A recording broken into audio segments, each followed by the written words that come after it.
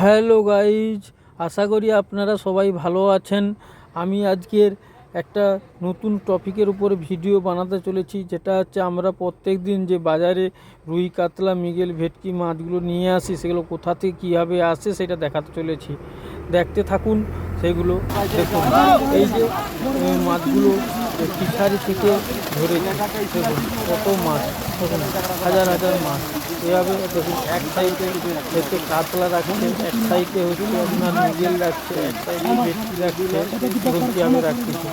তো এই মাছগুলো আমরা প্রত্যেকদিন সকালে ব্যাগ হাতে নিয়ে বাজারে যাই, বাজারে গিয়ে মাছগুলো আমরা কিনে নিয়ে আসি।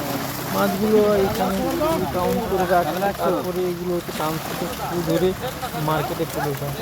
সেই মাছগুলো আমরা বাজার থেকে কিনে নিয়ে আসি। কিন্তু মূলত এই মাছগুলো আমরা খেয়ে শরীরে আমাদের কি কোনো ক্ষতি হচ্ছে না উপকার হচ্ছে?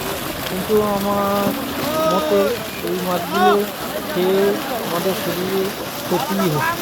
কেন ক্ষতি হচ্ছে বলবো?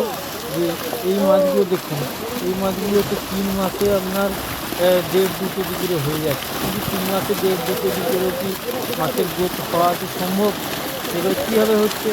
এই মাছের বিভিন্ন ধরনের হচ্ছে খাদ্য, যে খাদ্য দিলে মাছের গ্রোথ খুব দ্রুত গতিতে হয়, সেই খাদ্য হচ্ছে ফিশারিতে দেওয়া হয়। তার ফলে এই মাছগুলো খুব তাড়াতাড়ি বেড়ে যায়। ঠিক আছে, যাই হোক, আমার এই চ্যানেলটা নতুন চ্যানেল, আপনারা এই চ্যানেলটাকে হচ্ছে সাবস্ক্রাইব করে যাবেন আর লাইক কমেন্ট করবেন, যাতে আমি পরে আরও নতুন নতুন হচ্ছে ব্লগ ভিডিও আপনাদের কাছে শেয়ার করতে পারি। এই আশা আপনাদের কাছে রাখি। ধন্যবাদ, থ্যাংক ইউ।